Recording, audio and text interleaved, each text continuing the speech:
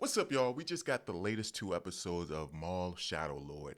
I will say both episodes were pretty good, but it's the stuff surrounding Darth Maul that really make this show shine to me. Like, if I'm gonna be honest with you guys, I don't really care about the stuff dealing with the police officer and his relationship with his son and him trying to balance the two things. That's something I could do without. You know what I'm saying? I get it. It's trying to make us get attached to that character.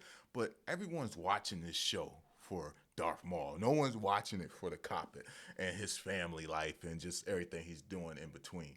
But the first episode, I will say, was the weaker out of the two. What was that? Episode three was the weakest out of episode 3 and 4, which we got.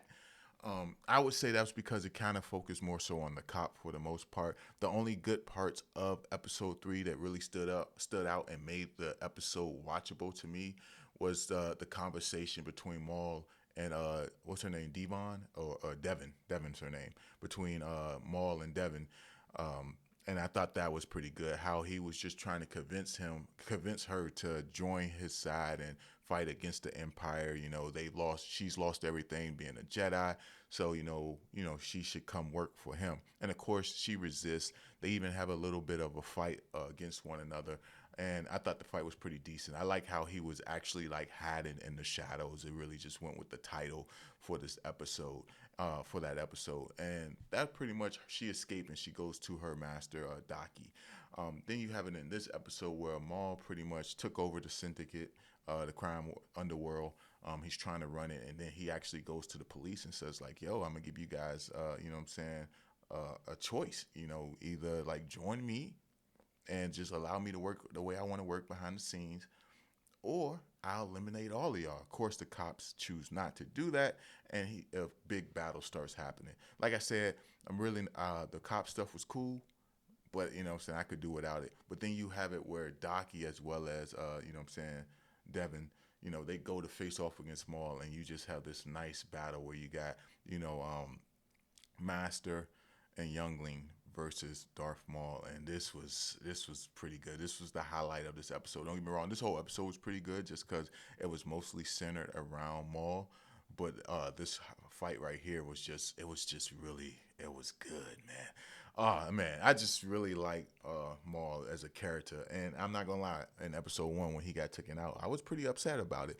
But to see that he survived, and when the Clone Wars and all of that, it made me smile. And just having him right here. Not only that, the fact that the voice of Maul is, saying Star Killer. What's his real name is Sam. But he's Star Killer from Force Unleashed, which was an amazing game. That would be an awesome movie if they ever decide to go that route. But yeah, just seeing this battle right here between these characters, what I'm saying, Maul, Devin, and what I'm saying, Daki, I thought it was pretty damn good. And another thing about this series I'm liking the scores that we're hearing. It sounds like the original Star Wars scores in some areas, but they like tweaked it a little bit. And I'm vibing with it. It's really making me like this series more and more. Again, like I said, I can do without the cop stuff, but for the most part, I'm really rocking with it. But you have it where Maul is pretty much getting the upper hand against these two. Even though it's 2-on-1, the girl doesn't have as much experience as her master. And then the fact that we don't know how soon after this starts, after Order 66, so they may have not been practicing, so their skills may be a little dull. And when it comes to Maul, he's been fighting constantly, with one battle after another, left for dead, surviving one battle after another. So I feel like he has more experience when it comes to fighting. But of course, you got it where the police are trying to get to Maul. They're facing off against his henchmen or whatever the case may be. You got it where Daki pretty much hits the leg and exploit one of the weakness of Maul, the fact that his legs are fake.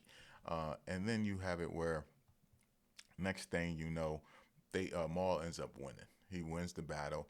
He chooses not to finish them off. He runs off, and I imagine he doesn't want to finish them off because he wants the girl to join him. But the guy, her Daki, he's been holding his side for quite some time. I wonder if he actually got injured and we don't know about it. And maybe we will at some point. But at the end, he says, "I failed you," to his, to his student.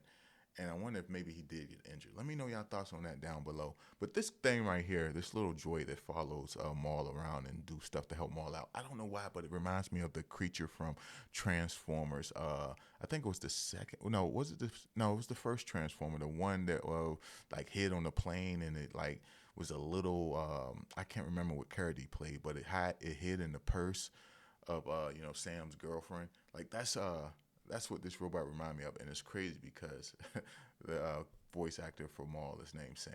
But anyway, you have it where the episode pretty much end with him holding himself, telling his Docky telling his his student, Devon or Devon, that he failed her, and right there, the way he's holding himself, I wonder if he actually was injured.